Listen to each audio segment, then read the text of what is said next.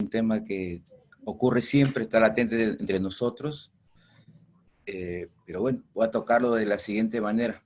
Revisar unos artículos, algunos me parecieron muy interesantes, por eso lo voy a tocar tratando de unirlo en un pequeño resumen, ¿no? Entonces, el objetivo que me tracé para la clase es describir la incidencia, características y evolución de la orotomía incidental, a traer unos artículos que Cuba, les traje. perdón, no abrió todavía la presentación, ¿eh?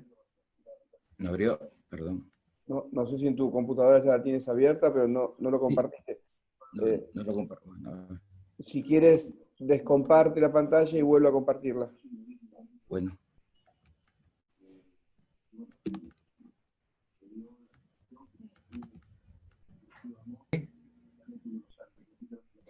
¿Apareció o no? Sí, vuelve a cero. Vuelve a la primer diapo. Ahí está. Bien, ponla en presentación.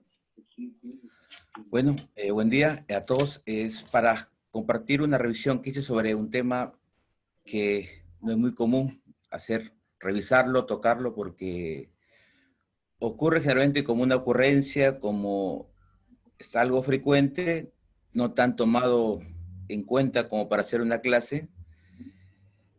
Tracé como objetivos describir la incidencia, ciertas características y cómo evoluciona la orotomía incidental. Además, también conocer qué implicancia médico-legal tiene, traje a colación artículos además, y también evaluar esquemas de tratamiento actuales basado en un par de artículos que ya lo vamos a revisar, ¿no? Primeramente, definir conceptos, ¿qué es la orotomía incidental? Un concepto importante es que es un desgarro accidental en la dura madre que provoca fuga de líquido seborroquídeo, ¿no? Como introducción, vemos que es una lesión muy común, es frecuente. Muchos hospitales, muchas series de hospitales, dicen que es la complicación más común de la cirugía de columna. Es muy desafiante porque inclusive hablan que el cirujano joven es el que más lo sufre, pero se ha visto que generalmente no es tan cierto, porque también lo sufren tan igual el cirujano con mucha experiencia, porque el cirujano con bastante experiencia asume cirugías más complicadas y muchas revisiones, lo cual el cirujano joven no lo hace. Entonces, por ahí es igual a la casuística, ¿no?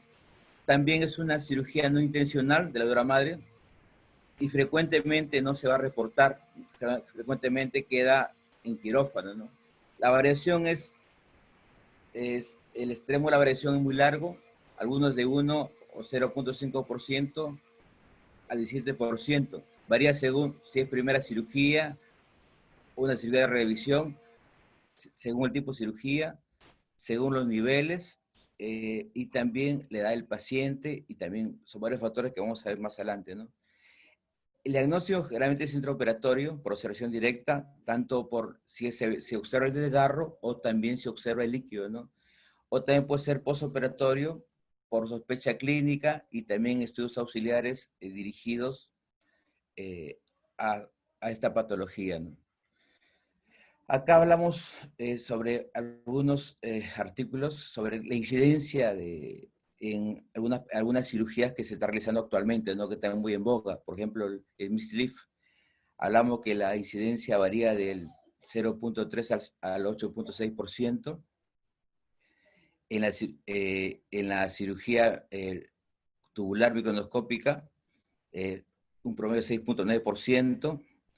La disectomía abierta, la descompresión y espinal lumbar por estenosis cervical, 6.5%, y la espondilistesis, cirugía por espondilistesis, 6.5%. Este es un solo artículo que lo voy a revisar más adelante, y la técnica de fusión es 14 puntos por ciento, y también por el abordaje endoscópico, 8.6%.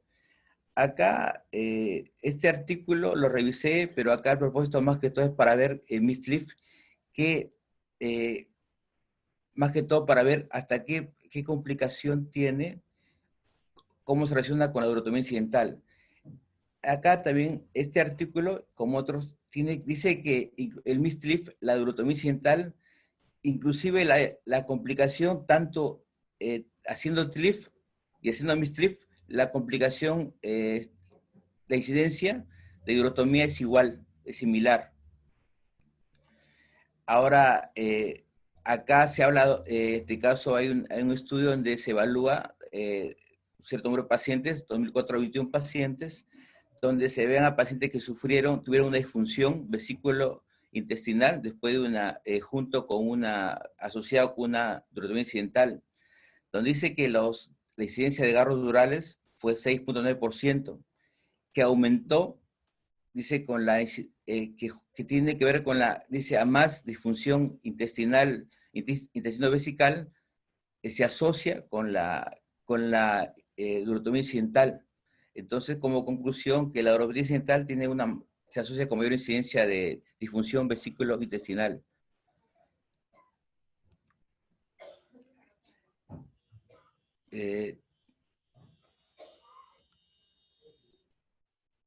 Este es un estudio importante, que es un estudio que se basa en este caso, hecho en Suecia. Es el registro nacional registro nacional de la Sociedad de Cirugía Sueca, donde evalúan 64.431 cirugías, donde más que todos lo utilizamos más que todo para ver la incidencia, ¿no? Donde habla de que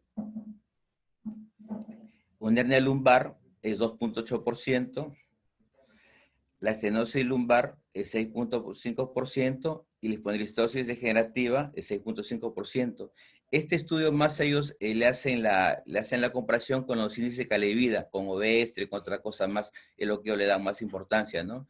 Pero en lo que respecta a urotomía incidental, ellos concluyen con que tiene que ver mucho más con la cirugía de revisión y también con el aumento de la edad y aumenta su prevalencia. Este es un estudio también donde evalúa factor de riesgo por la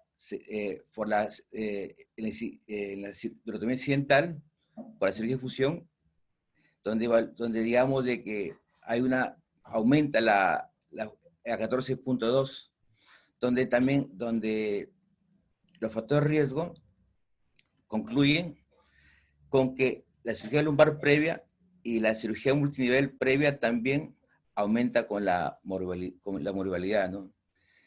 Ahora tenemos también otro estudio de 2018 de Müller, donde revisa toda la literatura sobre la técnica quirúrgica para cierre dural, ahora que está tan en boga la cirugía endoscópica, sobre la base, toma como la base de datos de PubMed, donde también dice que la tasa de incidencias llega hasta 8.6% en las cirugías, donde coincide, ¿no?, que a mayor complejidad de la cirugía, mayor es la urotomía incidental, ¿no? Entonces dice que es mayor entonces el lumbar que en el hernia discolumbar, ¿no? Dice que no hay consenso en el abordaje, en la técnica ideal para cirugía endoscópica, ¿no? Pero la conclusión es que el tratamiento es bueno, con injerto de grasa o músculo, combinando con pegamento de fibrina o colágeno con un sellador de fibrina, es un tratamiento adecuado, ¿no? Evaluamos factor de riesgo pre e intraoperatorios. Hay que tener en cuenta mucho la evaluación anatómica, cirugía previa, y de menor a mayor lo puse. Importante, el quiste facetario, la estenosis espinal, lumbar y la espondilistosis, que estos tres que están acá son los más frecuentes. Inclusive la estenosis espinal se asocia mucho con la espondilistosis, en este caso la tipo degenerativa, ¿no? Además de la enfermedad multinivel. Aparte, también es importante conocer el manejo instrumental intraoperatorio, ¿no? Mucho pasa al saber utilizar la gubia de acero. Se recomienda usar la fresa diamantada y evitar que se caliente demasiado, porque eso también puede lesionar la dura madre, ¿no?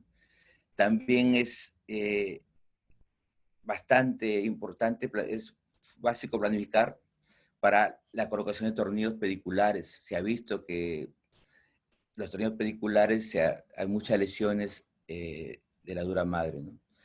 Este estudio es un estudio del 2013, es un estudio de Takahashi, de un hospital de Sendai, Miyagi, de un hospital japonés, de un hospital antiguo, perdón, un estudio antiguo, pero me pareció interesante porque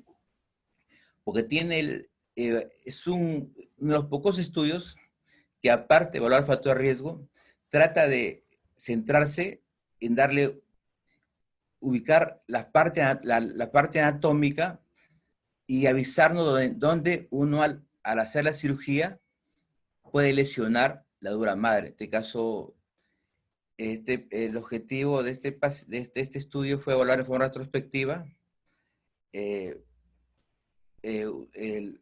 cómo se puede lesionar los pacientes según la educación anatómica y factor riesgo, ¿no? En este caso, los métodos que se usó, se tomó 1014 pacientes donde todos recibieron cirugía, la mayor parte fueron hombres. Los resultados fueron que la incidencia fue 4%, 3.3% a nivel iscal, donde las mujeres fueron en mayoría 5.6% y los hombres 3%. 2% hernia discal, 1.8% de estenosis espinal sin espondilistesis, el 9% con espondilistesis degenerativa y 18.2% de quiste facetario, ¿no? Y se evidenció 4 zonas anatómicas críticas. Hay que ver que fueron cirugías primarias. El criterio de exclusión de este estudio fue tumores, traumas y cirugía de revisión. En este caso, la conclusión fue que los factores de riesgo fueron sexo femenino, espondilitis degenerativa y quistes facetarios. Y acá acá se observa que los niveles tratados fueron 1261, mayormente fueron, en este caso, al nivel de hernia lumbar, como casi todas las revisiones, fue espondilistesis degenerativa, después siguió estenosis, y acá vamos a ver este cuadrito. Estos cirujanos japoneses se protocolizó que ellos, antes de entrar a la cirugía, dibujaran lo que iban a hacer. Pusieron más que todo el lado derecho, ¿no? Entonces, cada cirujano que ingresaba después de la cirugía, tenía que hacer un bosquejo qué es lo que encontró en cada paciente, qué es lo que encontró de los pacientes que encontraron las lesiones, sacaron su conclusión. Entonces encontraron como zonas, por ejemplo, para una zona de herniación, en este caso el espacio intervertebral lo encontraron como zona de riesgo. Para una zona de estenosis espinal encontraron que como zona de lesión, el espacio entre la dura en este caso con la zona medial del espacio interfacetario medial.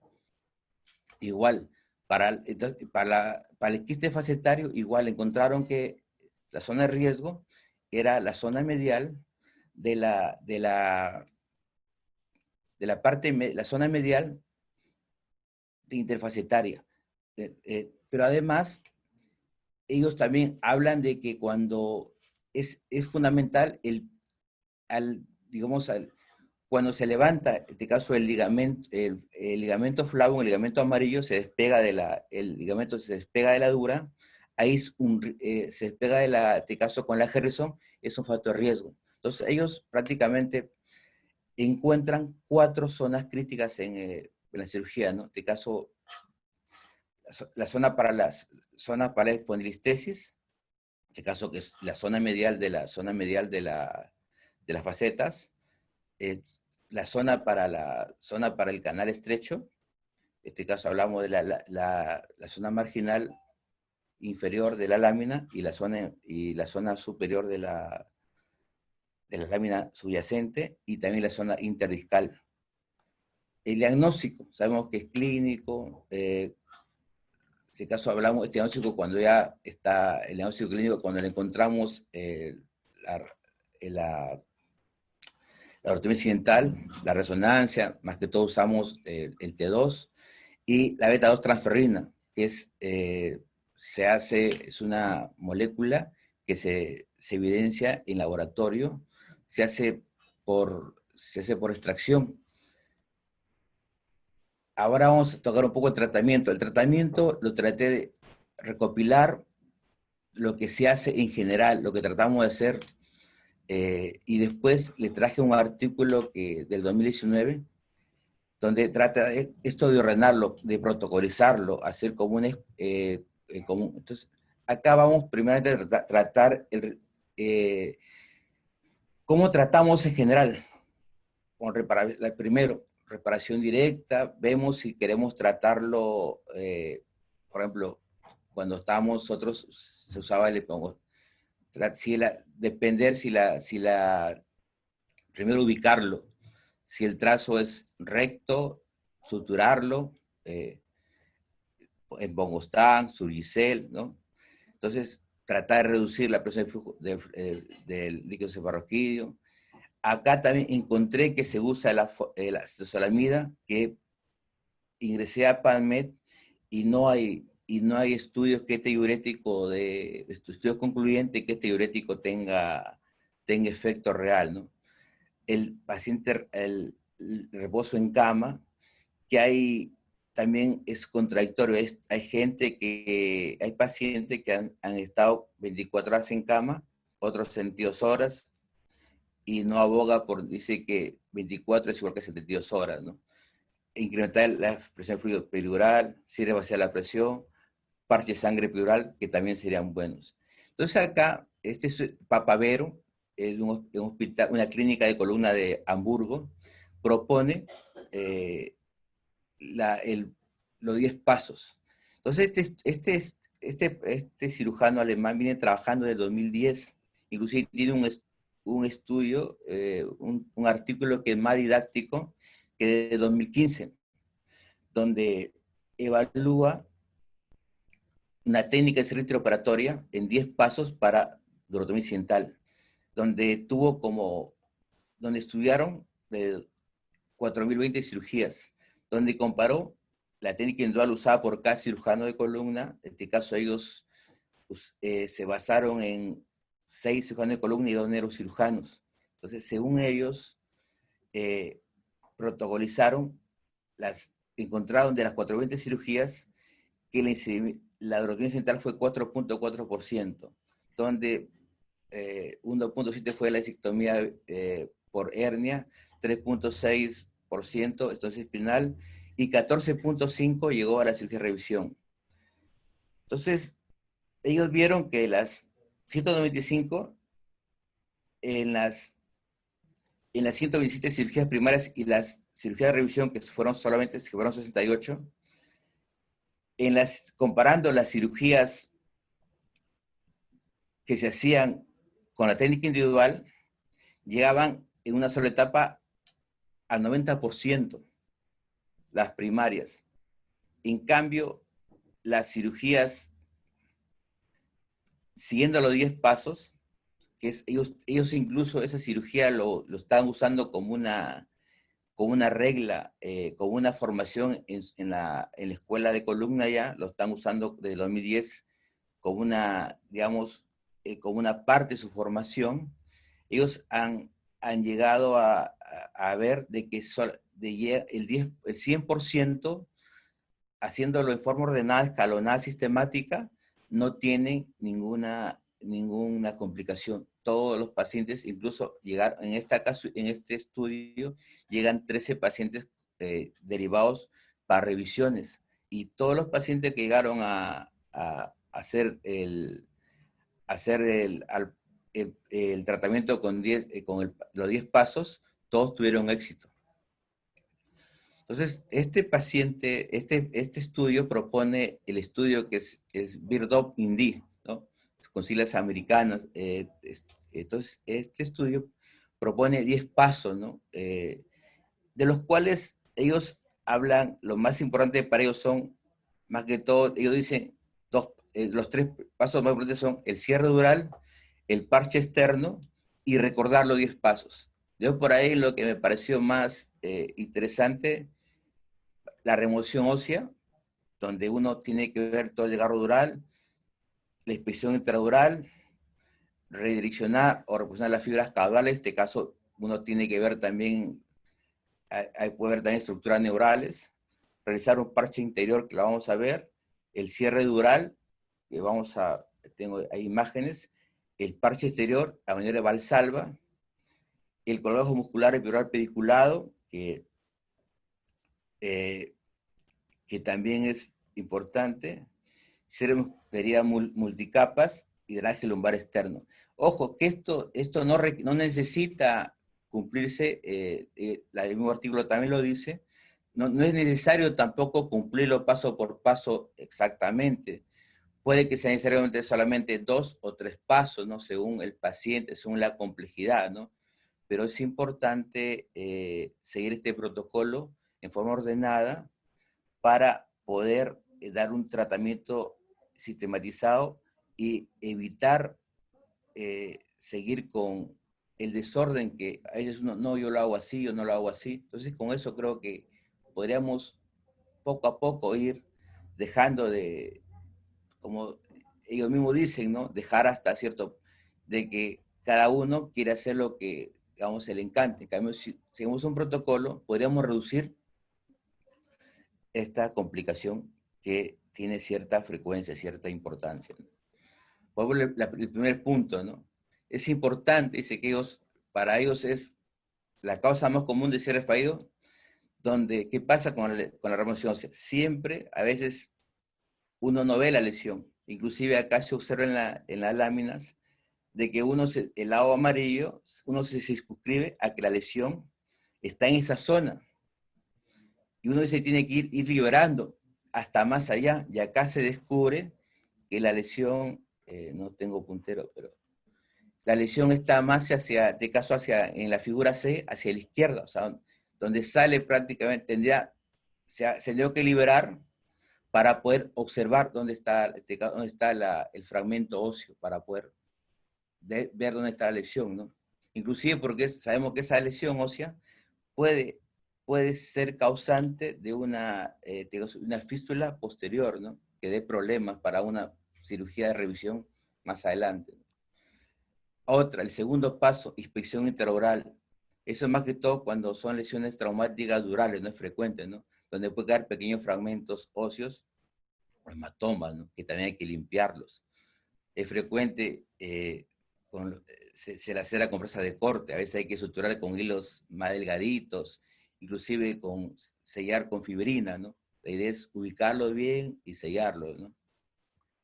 Otro también es observar también cuando las fibras, en este caso las fibras caudales o neurales, el tercer paso, hay que observar bien y tratar de reposicionar. Esto se puede hacer con algodón pequeño, algodón chico. El otro paso también es tan importante. En este caso, ellos usan el Tachosil, que es un sedador biológico que contiene protombina y fibrinógeno, ¿no? Habla que este es un parche interno cuando el efecto es mayor de 5 milímetros. Se coloca de afuera hacia adentro. De afuera tendría que ser mayor de 2 milímetros que la parte interna, ¿no? Y el lado, como tiene riboflavina, la parte de amarilla, en este caso, queda hacia afuera. Esto con un paso previo para la sutura, ¿no? Entonces eso dice que inclusive protege la estructura internas y, y ocurre un mecanismo doble, que al comprimir el líquido seborraquídeo ocasiona que haya que selle mucho mejor, ¿no? El quinto paso, que es importantísimo, es el cierre dural, ¿no? Que en este caso usamos Prolene 5 ceros o 7 ceros, a veces usamos mononylon, ¿no? Que es tan importante que tiene que haber una visión directa, por eso es que es importante mirar, porque puede ser anterior, ventral, lateral, el, el desgarro, ¿no? Suturar bien, incluso a veces el abordaje, ellos lo plantean en el estudio, el abordaje y la sutura se complica. Entonces ellos usan grapas, que bueno, no lo puse por el tema de que sería más extensa la charla, ¿no? Y el sexto paso es el parche exterior, que es igual, el tache steel se hace a la inversa del parche, el parche interno, ¿no? Es encima de la sutura. En este caso, el lado amarillo de la riboflavina se pone para adentro. Entonces sería como el tratamiento del sándwich o el emparedado, ¿no? Esto prácticamente acaba va a la inversa y eso le daría un mayor rendimiento. Y después de este sexto paso pasaremos a la maniobra de Valsalva, ¿no? Donde se hace por 30 segundos para ver si hay si hay alguna pequeña fuga del queso raquídeo. Y si no, por ahí pasamos al colágeno muscular epidural pediculado, que es un tema que se hace poco, tiene también su importancia. Generalmente con los otros pasos se llega a buen éxito, ¿no? Pero se hace también, donde se sutura, de caso de la musculatura, se habla de que tiene que medir el colgajo muscular 3 centímetros de largo y un centímetro de grosor, donde se tiene que anclarse a la espinosa profunda y también da paso para que se haga el siguiente paso, donde se va suturando también los músculos paravertebrales, se va cerrando por planos para hacer el cierre multinivel. Y después, que es decir, como una sección que por ahí, si todos los pasos quedó alguna duda, se hace el drenaje lumbar externo, ¿no? Por ahí, este artículo también revisé donde se ve los casos de mala praxis, hay mucha denuncia también acá en Latinoamérica por rotomía incidental, ¿no? Donde este artículo trata sobre analizar acuerdos de mala praxis asociados con rotomía incidental, donde analiza 3 bases de datos legales, ¿no? Donde como resultados hay, pone con hecho caso de negligencia médica rotural, ¿no? El pago promedio fue de 2.757, casi $3.000, ¿no? Donde se analiza que falla por el médico el 56.3%, pero cuando... Perdón, Cuba, 3 millones, Tres, no, no 3.000. Pedro, cuando revisé ayer me equivoqué en el punto, porque yo también pensé que era 3 millones, pero era punto. Yo también revisé el artículo, porque lo abrí el artículo, y yo pensé que era 3 millones, y era No, pero, 2.000, no me pareció mucho. De repente mm, revisé mal el artículo, Pedro. bueno, Yo porque también son 3.000 o 2.700 era son... nada, por eso dije era demasiado, para Estados Unidos era demasiado poco, ¿no? Pero lo reviso de nuevo, pero yo pero yo me pareció demasiado poco para un juicio, ¿no? Peor en Estados Unidos, ¿no? Pero bueno, que quede planteo esa duda, ¿no? Culpa o no poner el punto o no revisar bien. Pero dice que mientras mientras no haya secuelas neurológicas, el resultado a favor del acusado fue 83.3%. Eso fue, digamos, lo llamativo, ¿no? ¿Y cuál fue el motivo principal de la demanda? Cuando al paciente le dice que lo vas a operar de nuevo, 56.3%. Y mucho más, aparte, cuando la demora de diagnóstico con el tratamiento, 43%. Y la reparación inadecuada en la cirugía, cuando el resultado es pobre, y es 22.9%. El aspecto legal de la ortopedia incidental, entonces sería que la mejor manera de evitar una demanda es un reconocimiento precoz, temprano, adecuado y la reparación segura del sacral. La solución, reconocimiento precoz, temprano y reparación rápida. Mensajes para la casa, yo lo puso, el mejor tratamiento sigue siendo la prevención mediante la planificación quirúrgica. identificando factores de riesgo, en este caso anatómicos, en este caso cirugía, patologías previas, si tengo una espondilitis generativa, tomar más recados, prepararse mejor. El diagnóstico precoz e identificación de rotura oral es la clave para evitar un procedimiento de revisión. El tratamiento adecuado y sistematizado hace que la durotomía incidental no afecte la evolución a corto y largo plazo de los pacientes. Se ha visto en este último concepto de que los pacientes que no han tenido, que lo que se le ha suturado, se le ha reparado la durotomía incidental al año, comparado con los que no tuvieron, los que no tuvieron durotomía incidental, no hay ninguna complicación. O sea, los dos grupos es igual, se compró la evolución de los dos, son similares, sin ningún riesgo. Eso sería todo, Pedro. Primero, Cuba, quiero felicitarte. El encierro te ha hecho muy bien. Muy buena la presentación, muy interesante la búsqueda, y el tema es todo un dato. En Estados Unidos las causas de demandas es el error de nivel y la durotomía incidental. Así que te felicito. Gracias, Pedro. No sé si alguien tiene alguna duda, alguna consulta, alguna pregunta para Cuba. Creo que es algo de todo. En realidad, buenos días. No me quedó muy claro las zonas de mayor riesgo de lesión de dura madre.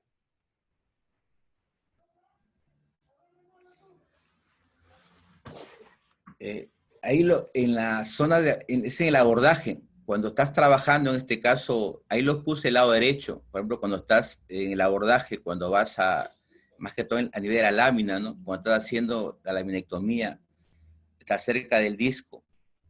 En este caso, estás tocando cerca del disco, o la vasectomía, o incluso estás haciendo la liberación a veces el ligamento amarillo está engrosado. Entonces, ahí lo que hace el artículo, saca las zonas donde están más propensas a uno a lesionar la dura madre. En este caso, la zona medial de las facetas, la zona de la lámina superior, la parte caudal, y la parte superior de la lámina craneal. Y la zona intervertebral de la... Y aparte, si gustan también para reforzar, le mando los artículos. Porque es una zona que no... El artículo de 2003, ahí le he puesto las imágenes, ¿no? Incluso las imágenes, para entenderlo, me costó, porque son el lado derecho nomás. Toma una parte que los japoneses son muy esquemáticos. No son fotos, son esquemas que ellos hacían tras la cirugía. Pero son En este caso, en la... ¿tienen ustedes alguna recomendación? Porque habitualmente lo que hacen es separar el flavum. Algunos utilizan el Penfield, otros utilizan la Kelson. ¿Ustedes realizan estas maniobras de alguna forma como para minimizar el riesgo de la lesión?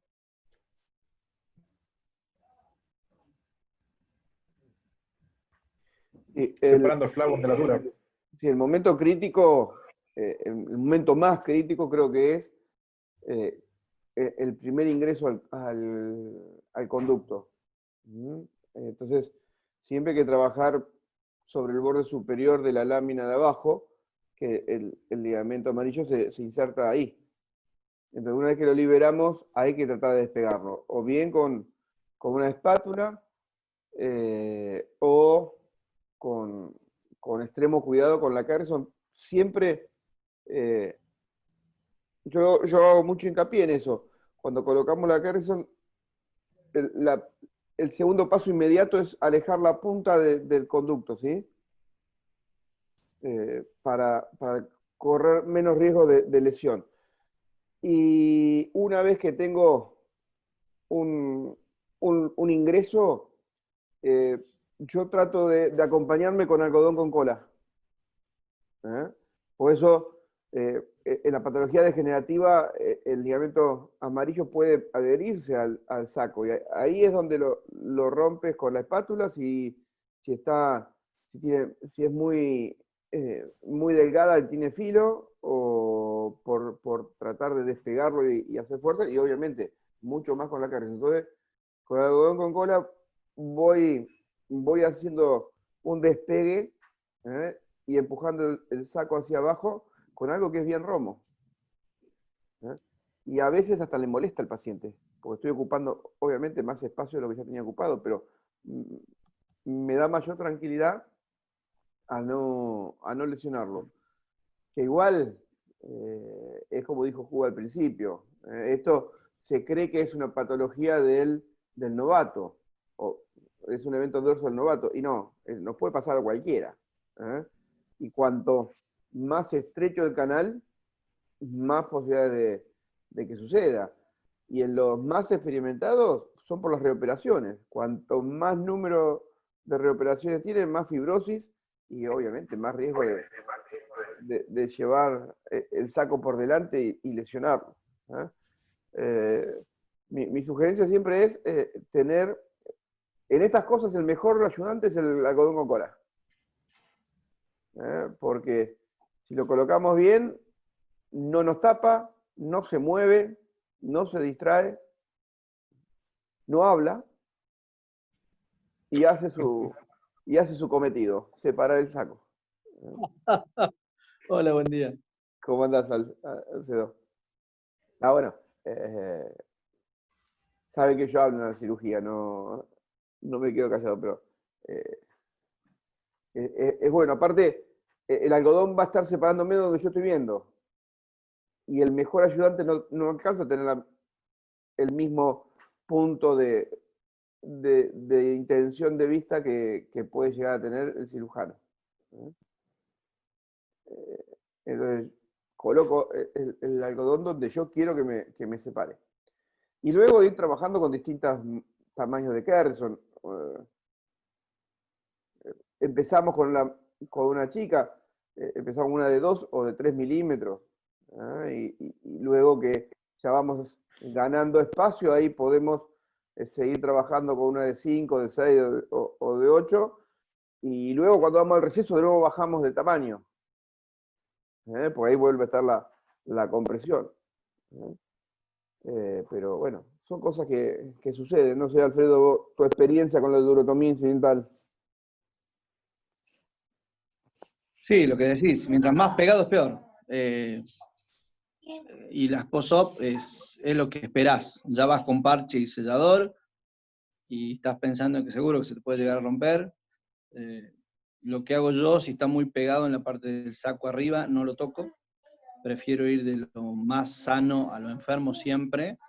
Prefiero comer un poquito más de hueso y verlo bien hasta lo sano, y de ahí volver a ver lo que esté o no pegado.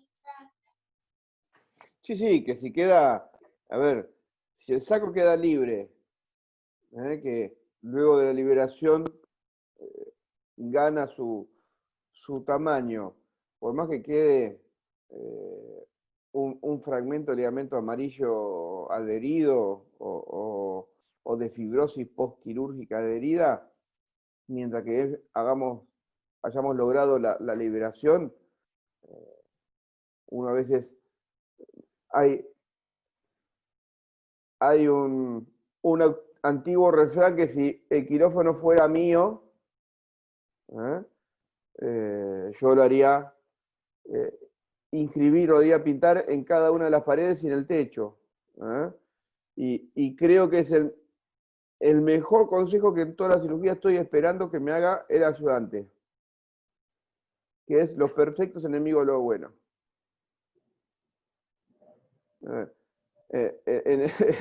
Manuel se ríe. En el equipo, si estoy operando yo, si estoy operando Aldo, si estoy operando Martín, y el que no está operando en el campo quirúrgico o afuera dice esa frase, es momento de acabar la cirugía. Porque siempre después que pensaste eso y vas por un poquito más, empiezan a aparecer las cosas que no Lástima que no te José. Y fue padre. Sí, porque ya en este momento lo estaré diciendo. Ha sido padre y ahora tiene la excusa que no duerme. Pero eso es fundamental. Creo que para estos tipos de eventos adversos uno peca de inexperiencia cuando está empezando, pero peca de confianza cuando ya tiene experiencia. Y peca de vanidad, de querer tener la foto perfecta, el resultado perfecto.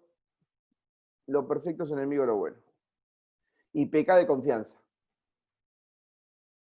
Totalmente. Más si cuando lo cerrás, es todo un tema, y le haces valsalva y todo, y pensás que no salió una gota, siempre pensá que va a salir, así que cuando cerrés la fascia, cerrala a 0, contigua a 0, y echale agua para que no caiga una burbuja. Eso hago yo, bueno, es un tips que le puedo dar. Está muy Si bien. sale una burbuja de algo, significa que te falta un punto. Y hay que volver. En la fascia, no en la dura ya, en la fascia. Porque es lo que te va a contener y de última te va a dar un pseudomeningo y no una fístula hacia afuera. La otra frase que tendría que estar en los quirófanos, si fuese mi quirófano, al lado de la que acabo de decir, pondría: la confianza mata al hombre, embaraza a la mujer y le estropea la vida al cirujano. El embarazo, eso se lo paso a José también. Son 2 dogmas que tenemos que seguir. Ricardo, habías levantado la mano. Sí, buenos días. Yo tengo 2 preguntas. La primera, si existe alguna forma o algún método de calcular el tamaño de los parches. Es decir, hay que tomar, digamos, una distancia prudencial entre el defecto que hay en la dura y el borde del parche, en los interiores o en los exteriores. Y la segunda pregunta es que me llamó la atención que hay un aumento de la incidencia de estas lesiones en la cirugía mínimamente invasiva. Me pareció que en el uso del microscopio. Entonces, y yo pensaría que es lo contrario, ¿no? Que pues en la cirugía abierta de pronto hay más incidencia.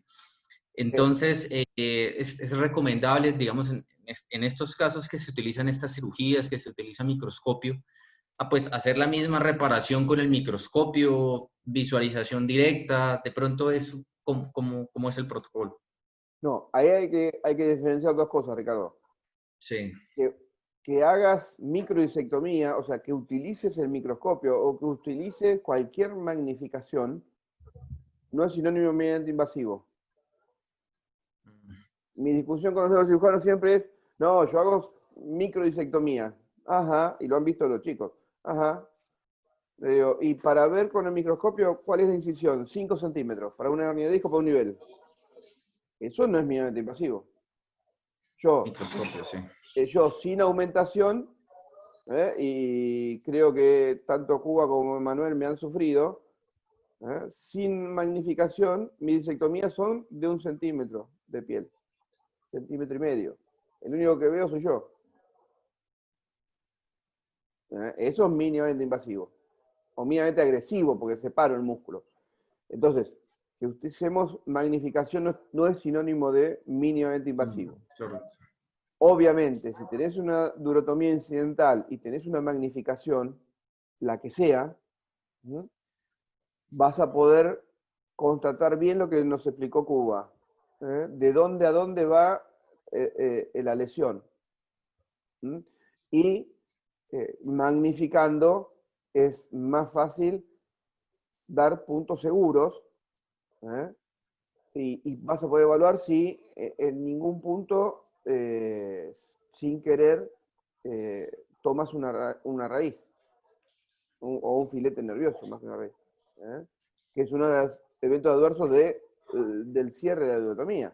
También, ahí, cuando estamos haciendo el cierre, o bien tenemos que colocar algo que me separe los filetes nerviosos para yo poder de borde hacer un buen cierre de los bordes. Puede ser una espátula, puede ser un algodón, o puede ser cualquier cosa, pero con cuidado de no agarrarlo con los puntos, ¿no? Entonces, es lógico que haya mayor incidencia de durotomías incidentales en la cirugía videoendoscópica o en los midlife, porque la visión al ingreso es indirecta. Vos cuando colocas endoscopio o cuando estás colocando los tubos, estás controlándote con radioscopía, no estás viendo. Y sin querer, con la guía, puedes pasar y hacer la durotomía. Luego, la cámara magnifica, sí, claro, pero estás trabajando en una menor superficie también. Entonces es lógico. Y la curva de aprendizaje de cualquier proceso mínimamente invasivo, endoscópico o tubular, es más larga que las cirugías vía abierta con incisiones mayores a 3 centímetros. Luego, el parche va a depender. El interno sí tiene que superar por lo menos 2 o 3 milímetros del lugar de la lesión. El parche externo, cuanto más ancho y largo es, mejor, sin que vaya a 1 centímetro. Pero ahí depende mucho de lo que te permite, de dónde está colocado la lesión. Si es una lesión medial, vas a tener más espacio. Pero si es una lesión lateral, que muchas veces es difícil suturarla, ahí el parche no te va a quedar bien. Luego, si colocas, a veces ponen grasa, a mí no me gusta. A veces hace un parche a un techo con fascia. Vas más al costado del músculo, retiras si no tenés un parche de dura, lo puedes hacer con fascia. Y a veces lo que aconsejan es hacer la sutura de la dura y tratar de hacer un parche de fascia. Y eso depende mucho de los lugares donde lo tengas para suturar. Un error que podemos cometer, a mí me gusta mucho. Hago la sutura y yo pongo una capa de fibrina ay, se me borró el nombre. ¿Veriplasto, tissucol? No, químicos no. La malla que, ¿cómo le decimos? Sugicel. Sugicel. Que es una malla de fibrina que con la sangre hace que da estructura. Arriba le pongo espongostán, o el foam, de acuerdo a los distintos lugares como lo llaman. Arriba otra capa de Sugicel. Y arriba una capa más grande de espongostán, pero el recaudo que hay que tener es no colocar el espongostán a presión, que no quede tenso, porque eso es hidrófilo, eso aumenta el volumen con el líquido. Y hay casos a nivel lumbar de síndrome de cola de caballo postquirúrgico por el espongostán, y a nivel cervical de cuadriplejía por el espongostán. Entonces tenemos que tener cuidado con la utilización del espongostán. Sí, Cuba. Eso Muchas también gracias. puede pasar con los adhesivos biológicos. Se ha Bueno. reportado también también puede pasar lo que dijiste, que también puede pasar. Sí. Romel, habías levantado la mano. Sí, 2 inquietudes que me llaman la atención. La primera es si alguna vez les ha pasado que en abordajes anteriores, como son patologías fibróticas o patologías que se generan fibrosis o estenosis, ha generado que en abordaje posterior haya acciones anteriores o anterolaterales. Esa es la primera inquietud. Y la segunda inquietud, ya una vez que se genera la durotomía incidental en el postquirúrgico, ya sea por un drenaje, por una fístula, ¿cuándo se define manejo clínico o cuándo se define el manejo quirúrgico? ¿En qué se basan para eso? Creo que Cuba adelantó, pero todo depende de lo que esté perdiendo, todo depende de la cefalea que pueda tener el paciente. Y lo que tenemos que pensar siempre es si nosotros hacemos el diagnóstico, lo ideal es hacer el diagnóstico intraoperatorio. Y la mayor tasa de éxito es con el tratamiento inicial, ¿sí? Con la sutura, con todos los pasos que nos dijo Cuba, con un buen cierre de aponeurosis.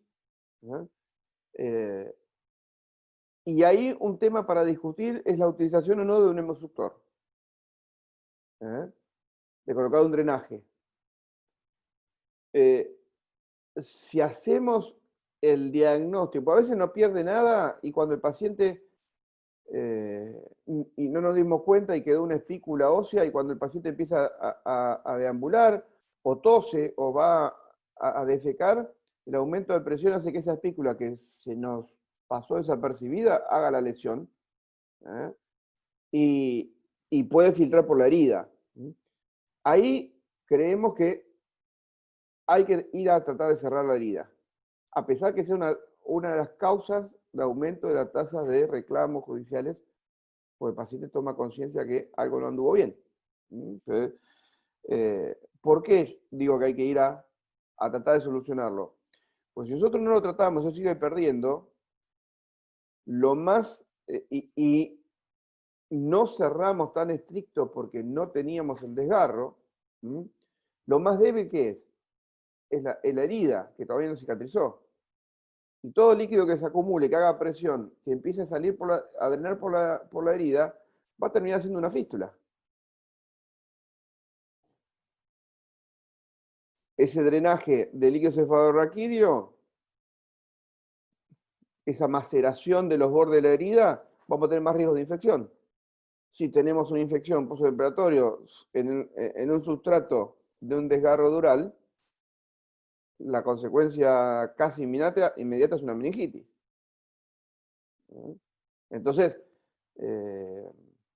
hicimos en el postoperatorio el diagnóstico que puede haber una lesión dural, hay que ir y hacer la exploración. Ahora bien, y tratar de cerrarlo, obviamente. Ahora bien, la discusión es drenaje sí, drenaje no. Nosotros somos de drenaje sí, pero sin presión positiva, sin ponerlo en presión. ¿Cuál es la explicación? Si yo doy una puerta de salida al líquido que se está acumulando y que puedo controlar clampeando el drenaje y abriéndolo de acuerdo a lo que da, le doy una puerta de salida al líquido y me aseguro que la herida cicatrice bien, todos los planos, ese líquido nunca se me va a acumular para hacer un gran pseudomeningocele, y ese trayecto, una vez que retiro el drenaje, solo se cierra. Y se me resolvió el tema de la fístula. Es un drenaje que dejamos más de 48 horas. Es un paciente que no va a caminar el mismo día o al día siguiente, por más que sea una hernia de disco, que lo hice con 1 centímetro de incisión. Va a permanecer más en la cama. Vamos a darle mayor hidratación. Yo lo que le hago es que tome Coca-Cola, por la cafeína de la Coca-Cola. Baja bastante, o cualquier energizante, baja bastante la cefalea. Alimentos, dieta blanda, para que no se constipe. Laxantes para que no se constipe y que al ir de cuerpo no tenga que hacer tanta fuerza. Y lo único que hay que tratar de evitar que no empiece a resfriarse y no tenga tos. Para evitar la maniobra Valsalva. Entonces, nosotros somos de drenaje sí, sin presión. Sí, Alfred. Bueno, para tirar un poquito la controversia, yo soy de drenaje no. Bien, perfecto. Y lo digo, y ahí lo justifico por qué. Porque yo creo que ese drenaje, que también puede pasar, ojo que también dejo drenaje, pero es para un poco la controversia. Es cuando ese drenaje queda y depende de la curación del paciente, depende su estado nutricional y todo eso, si esa misma drenaje puede hacernos justamente una fístula. Entonces es una de las consecuencias de dejar un drenaje. El no, ya lo dijiste vos, y otra de las cosas que yo coloco siempre es acetazolamida, es para disminuir la producción de líquido. Y bueno, obviamente Trendelenburg, pero creo que ya lo dijiste. Bien. Así que en esa es el drenaje sí, drenaje no, hay cosas que por ahí pueden pasar, como pueden no pasar, así que como las dos. Son distintas o escuelas o alternativas. Si yo tengo el riesgo de la fístula, si la fístula va por el recorrido quirúrgico, va a ser una fístula que me va a ser más difícil solucionar después, ¿sí? En cambio, si la fístula es un drenaje de 3 milímetros de diámetro sobre el músculo, ¿no? La misma contracción del músculo la cierra. Entonces, me parece que tengo menos riesgo, pero puede suceder, sí, claro. El Trendelenburg es fundamental. Y luego, cuando empezamos a caminar, a hacer caminar al paciente, una faja blanda. Una faja elástica de las que usan las mujeres posparto o post laparotomía, para que me haga una cura compresiva, que siempre tienen que ser curas que estén bien comprimidas. Yo a las curaciones le pongo, viste que las dejamos acostadas, un apósito más grande de lo normal, Claro. para que haga impresión. Entonces le pongo una buena curación bastante ancha. Que eso te puede ayudar, no significa que sea exactamente específico, pero bueno, es lo que te puede llegar a ayudar. Podremos hacer algún trabajito, drenaje sí, drenaje no. Está buena la idea esa, me gustó. Bueno, después charlamos las consecuencias, pero sí, claro. Bueno, dale. Muy bien. ¿Qué más? ¿Dudas, consultas, preguntas? ¿Antibióticos deben usarse? ¿Antibióticos deben usarse? Otra discusión. Otra discusión, porque, a ver, si fue una cirugía rápida, fue una cirugía limpia, y le hiciste el tratamiento profiláctico, yo creo que no. Perdón, ahí en el estudio del alemán, ahí dice que se usa 2 gramos de vaselina, ¿no? ¿Por cuánto Se lo tiempo? quitan como preoperatorio, ¿no? No, bueno, preoperatorio. Y Creo que, después, No, es un protocolo. sí, sí, creo que Ricardo preguntaba con protocolo. en el Y después cuando hay posoperatorio. drenaje lumbar, dice que mientras, ahí es controversial, cuando hay drenaje lumbar, aboga, no concluye, inclusive solamente recomienda el uso de analgesia, pero hay escuelas que abogan por uso, mientras dure el drenaje lumbar, se usa antibióticos, y otras escuelas que no, o sea, no es concluyente No hay los... consenso. Creo que, o sea, lo toman por la lógica, no por algo, no por un consenso en sí. Yo creo que le tienen miedo a la epidermidis, por el drenaje, nada más. Como una puerta más de entrada, pero no creo que. Bueno, el único protocolo que usamos siempre es el de prequirúrgico y las 48 horas que nos dice infectología en el posoperatorio, pero nada más. Bien, bien. Bueno, muy bueno, ¿eh? Bien, Cuba. Perdón, Cuba, por llegar tarde, pero lo voy a ver ahora en YouTube. Estoy subiendo la que faltaba de ayer, que me reclamaron ayer, así que seguramente a la tarde subiré esta, doctor. Claro, veo que el resto ha sido bastante, ha llegado bastante a lo hondo del corazón de ciertas personas como para que haya una presión. Bueno, muy bien, entonces el martes en nuestra charla. Cuídense, pórtense bien. Nos vemos.